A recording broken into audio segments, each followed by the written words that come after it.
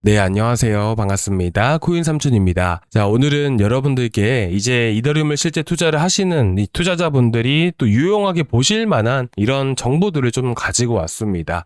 사실 어제 영상이나 그제 영상이나 매번 흐름에 대해서는 자세하게 말씀을 드리잖아요. 특히나 이더리움이 상승하기 위해서는 매수세가 붙어야 되고요. 이 매수세가 붙기 위해서는 이 위험자산 시장 안에 그리고 코인 시장으로 자금들이 크게 유입이 되어야 됩니다. 그만큼 이 돈의 흐름이라는 게 상당히 제일 중요한 부분들이라서 제가 어제 자세하게 말씀을 드렸거든요. 그래서 어제 영상 못 보신 분들은 한 번씩 꼭 봐주셨으면 좋겠고요. 자, 오늘은 이제 오늘 나왔던 이더리움에 대한 관련 기사들은 계속 다 체크를 해봤었는데 큰 별다른 이슈는 따로 없었던 것 같습니다. 그런데 또 눈에 띄던 게 뭐였냐면 여러분들이 이런 기사들은 한번 자주 보셨을 거라고 생각을 해요. 그리고 또 한편으로는 이더리움 고래들이 매도를 했다. 또 어떤 고래들은 또 보니까 또 매수를 했다. 그렇죠? 하루에도 이런 기사들은 매번 많이 나온단 말이에요. 그래서 아무래도 고래들이 아무리 매수를 했다 하든 매도를 했다 하든 큰 가격에 영향을 미치진 또 않다 보니까 그냥 지나치시는 분들이 계실 텐데 제가 이거를 확인하고 보는 방법들을 여러분들께 좀 자세하게 말씀을 드릴게요. 자, 그래서 오늘 먼저 첫 번째로 볼 부분들은 뭐냐면 자, 일단 제가 보고 있는 장기 지지선은 또 어떤 것인지를 차트상 안에서 기술적으로 봤을 때 보조지표로 어떤 거를 활용을 많이 하는지를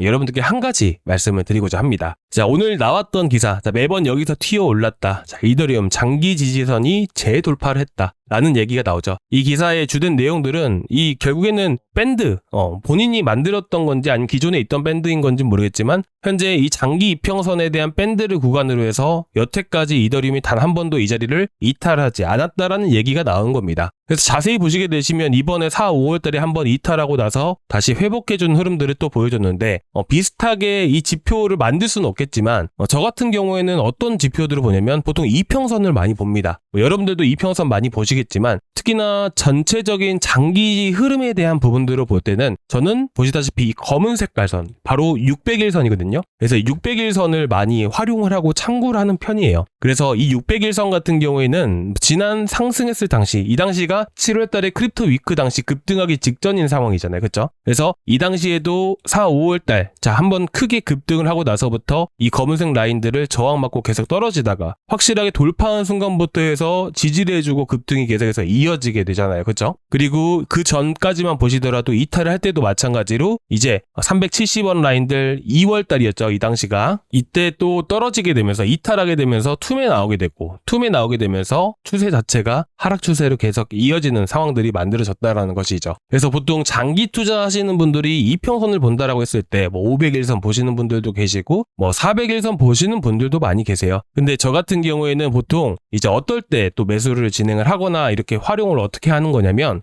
보통 이런 자리들을 한번 돌파를 하고 나서 상승세가 나온 거잖아요. 그렇죠? 자, 지난 2023년 10월 달에도 계속 저항받고 떨어지다가 돌파하고 상승이 나온 거예요. 그러면 일단 현재 시점에서 상승이 나왔으니까 하락이 강하게 나와줬을 때 한 번의 이탈은 분명히 발생될 수밖에 없다라고 생각합니다. 지금 2024년 11월 달에 급등하기 전에도 2024년 9월 달에 한 번 이탈했었죠. 그리고 그 전에 보시더라도 이탈했고요. 그쵸? 그리고 마찬가지로 이탈하면서 돌파라니까 크게 급등이 나왔다는 거예요. 여기서 핵심은 뭐냐면 이탈하고 나서 돌파를 했을 때 급등이 크게 나온다는 거거든요. 그렇기 때문에 저 같은 경우에는 긴 흐름에서 보시더라도 한번 이탈하고 회복하는 시점을 기준으로 해서 매수점을 찾아봅니다. 보통 그런 식으로 저는 활용을 해요. 그래서 지난번 같은 경우도 보시다시피 2023년도 바닥 구간이었었죠. 이 당시에도 이탈하고 나서 그쵸? 이런 지지 라인이라고 저는 보는 게 아니라 이탈은 반드시 해야 된다라고 생각하고 이탈하고 돌파하는 시점까지 기다린다는 거예요. 무려 거의 1년을 넘게 기다려야 되는 것도 있겠지만 확실히 이런 이평선 라인들을 활용해서 투자를 하신 분들 같은 경우에는 손실이 크게 따르지는 어렵다라는 것이죠.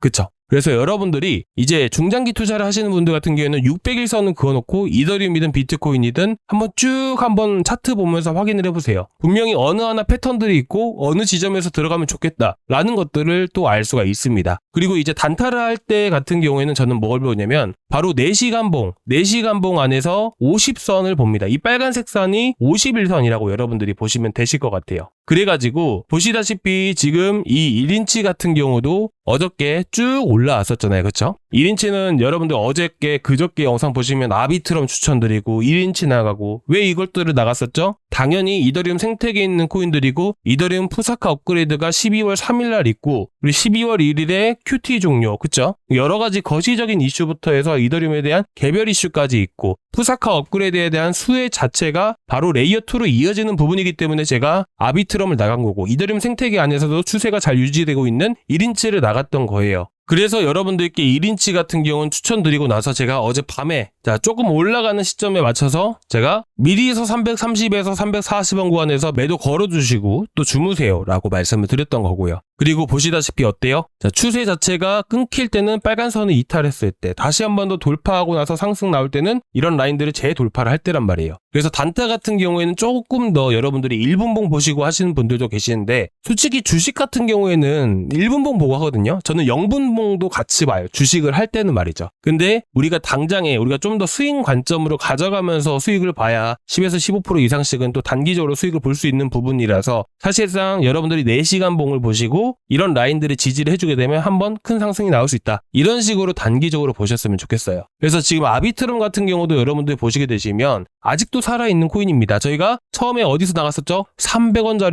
300원짜리에서 나갔잖아요. 그쵸? 그리고 그 다음에 320원짜리에서 나왔어요. 그리고 지금 계속 어떻게 됐나요? 지난 2025년 11월 11일 날 이탈하고 나서부터 한 번도 돌파하지 못하다가 이번에 돌파를 했잖아요. 자, 그렇기 때문에 여전히 거시적인 부분들 그리고 이더리움에 대한 개별적인 이슈들까지 있는 만큼 한 번 더 상승은 시간 문제라고 생각합니다. 그래서 이런 맞닿는 구간들 다시 한 번 더 떨어지더라도 지지해주는 구간들은 빨간선 라인이기 때문에 여러분들께 320원 이하 단타 한 번 더 추천을 드리고자 하겠습니다. 아시겠죠? 그리고 목표치는 어디서 잡는 게 좋을까요? 일봉상 보셨을 때 가장 중요한 게 뭐예요? 바로 툼에 나오는 위치들. 툼에 나오는 위치들은 우리가 왜 파악을 하죠? 툼에라는 것은 매도세를 의미하게 됩니다. 그렇기 때문에 매도세가 나왔다는 것은 상대적으로 1번 구간과 2번 구간으로 나뉘어봤을 때 1번 구간이 매물들이 많이 포진되어 있는 위치라는 것이죠. 반대로 2번 구간은 매물이 상대적으로 없다 보니까 조금만 돈을 쓰더라도 금방 올라갈 수가 있는 위치들이에요. 단 1번 구간에서 투매가 나왔기 때문에 여기가 강한 저항 구간이다 라는 것이죠. 마찬가지로 똑같은 이론대로 보셨을 때 현재 밑꼬리 구간, 좀 더 보수적으로 봤을 때 밑꼬리 구간까지 봤을 때 360원이죠. 근데 밑꼬리잖아요. 그러니까 사실상 380원까지도 급등할 수 있다라는 의미거든요. 그렇게 되면 현재 시점에서 360원에서 1차 매도하고 380원에서 2차 매도한다 라고 보시고 접근을 하시면 되세요. 아시겠죠? 단 여러분들께 영상에서는 계속 이렇게 추천을 드릴 수는 있어요. 추천드리는 것은 아까 제가 320원 말씀드렸잖아요. 여유롭게 매수가 가능하기 때문에 추천 매수가는 충분히 잡아드린 건 문제가 안 됩니다. 근데 중요한 건 뭐냐면 어제 같은 경우도 1인치가 어떻게 됐어요? 1인치. 올라갔다가 쭉 빠졌어요. 그렇잖아요. 쭉 올라갔다가. 그쵸? 미리서 여러분들께 말씀을 드린다 해도 사실상 이때 올라갈 때 어떻게 합니까? 올라가는 거 보고 그 시장 상황에 맞춰서 매도를 잡아드리는 거예요. 만약에 이게 지금 어제 같은 경우 쭉 올라왔다가 힘이 좀 강하네? 그러면 여러분들께 더 들고 가라고 말씀드렸겠죠. 근데 호가 자체만 보더라도 너무 얇기 때문에 사실상 올렸다 뺄 수 있겠다라고 싶어서 여러분들께 바로 매도 사인 드린 건 말이에요. 그런 만큼 실시간으로 대응이라는 게 필요로 할 수밖에 없다 보니까 여러분들께 구독자방 꼭 참고해서 보시라고 말씀을 드리는 겁니다. 아시겠죠? 그래서 일단은 아비트럼 꼭 한번 체크하고 보셨으면 좋겠고요. 1인치는 더 올라갈 겁니다. 그래서 292원 이하 떨어졌을 때 한번 체크하고 보셨으면 좋겠고요.